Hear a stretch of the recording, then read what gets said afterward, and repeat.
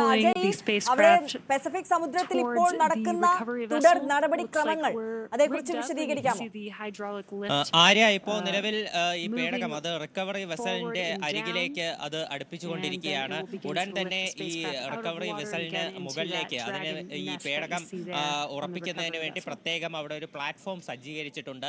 ഈ പ്ലാറ്റ്ഫോമിനകത്തേക്ക് ഈ പേടകം ഉടൻ തന്നെ എടുത്തു വെക്കും.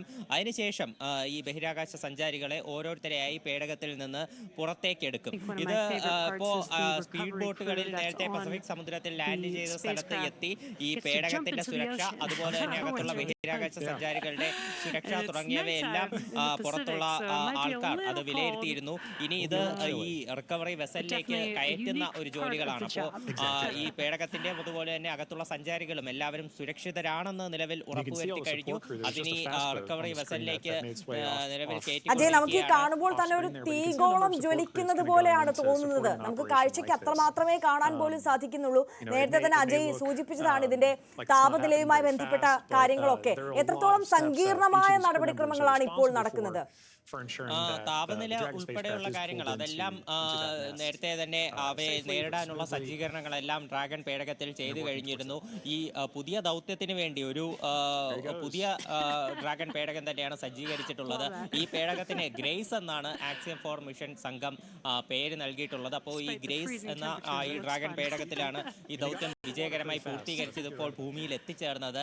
ഈ താപനില 2000 ഡിഗ്രി സെൽഷ്യസിൽ ഉയർന്ന ആ താപനില ഉൾപ്പെടെ ഇതിനെ പ്രതിരോധിക്കാൻ സാധിച്ചിട്ടുണ്ടായിരുന്നു. അതുപോലെ തന്നെ എത്രയധികം താപനില പുറത്ത് ഉയർന്നാലും അകത്തെ താപനില 29 ഡിഗ്രി സെൽഷ്യസിൽ നിലനിർത്താനുള്ള സജ്ജീകരണങ്ങളും ഈ പേടകത്തിനകത്ത് ചെയ്തിരുന്നു. അവയെല്ലാം വിജയകരമായി തന്നെ സംഭവിച്ചു.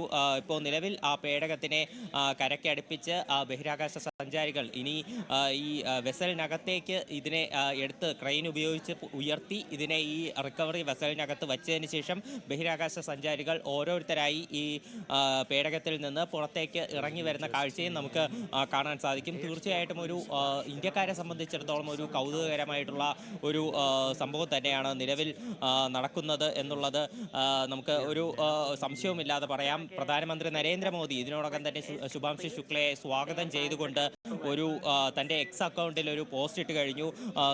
ശുഭാംശു ശുക്ലയ്ക്ക് സ്വാഗതം. അദ്ദേഹം 140 കോടി ഇന്ത്യക്കാരുടെ സ്വപ്നങ്ങളെയാണ് പ്രതിനിധീകരിക്കുന്നത്.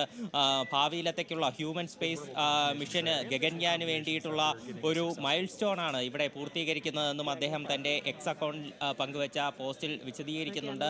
പ്രധാനമന്ത്രി പറഞ്ഞ ഈ വാക്കുകൾ തന്നെയാണ് തീർച്ചയായിട്ടും നിർണായകം. ഇന്ത്യക്കാരുടെ സ്വപ്നങ്ങൾ അവയെല്ലാം ഇനി ശുഭാംശുവിന് നേർക്കാണ്. അദ്ദേഹത്തിന്റെ മേൽനോട്ടത്തിൽ അദ്ദേഹത്തിന്റെ ഉപദേശങ്ങൾ എല്ലാം സ്വീകരിച്ചുകൊണ്ടായിരിക്കും ഇനി ഭാവിയിലെ ബഹിരാകാശ ദൗത്യങ്ങൾ ഉൾപ്പെടെ നടക്കാൻ പോകുന്നത്. ഇപ്പോൾ ആ ക്രെയിൻ ഉപയോഗിച്ചുകൊണ്ട് ഡ്രാഗൺ ഗ്രേസ് പേടകം ഉയർത്തി അത് റിക്കവറി വെസലിൽ നേരത്തെ സജ്ജീകരിച്ചിട്ടുള്ള പ്ലാറ്റ്ഫോമിലേക്ക് വച്ചുകൊണ്ടിരിക്കുകയാണ്. പതിയെ അങ്ങോട്ട് അതെടുത്ത് വയ്ക്കുന്ന കാഴ്ചകളാണ് നമുക്ക് ദൃശ്യങ്ങളിൽ കാണാൻ കഴിയുന്നത്. ഈ ഡ്രാഗൺ പേടകത്തിന്റെ ഉപരിതലം നമുക്ക് നോക്കുകയാണെങ്കിൽ വിക്ഷേപണ സമയത്ത് നമ്മൾ കണ്ടതുപോലെയല്ല. അതിപ്പോൾ പുറമെയുള്ള താപനിലയൊക്കെ ഇപ്പോൾ സംഭവിച്ചത് കാരണമുള്ള അതിൻ്റെ നിറമാറ്റമെല്ലാം ഇപ്പോൾ നമുക്ക് വ്യക്തമായി കാണാം. അപ്പോൾ അത്രയധികം ഒരു താപനിലയിലുള്ള വർധനവൊക്കെ ഉണ്ടായിട്ടും അതിനെ പ്രതിരോധിക്കാൻ തക്കവണ്ണമുള്ള സംവിധാനങ്ങളാണ് ഇതിൽ സജ്ജീകരിച്ചിട്ടുണ്ടായിരുന്നത്.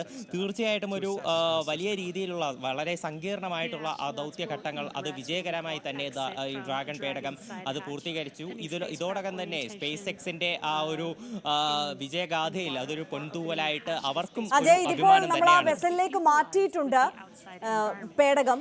ഇനി എത്ര മണിക്കൂറിനുള്ളിൽ ഈ 4 സംഘത്തിന്, ശുഭാംശു അടങ്ങുന്ന 4 സംഘത്തിന് പുറത്തേക്ക് എത്താൻ കഴിയും? ഇനി അധികം താമസിയാതെ തന്നെ ഇതിന്റെ വാതിലുകൾ തുറന്ന് ഈ ബഹിരാകാശ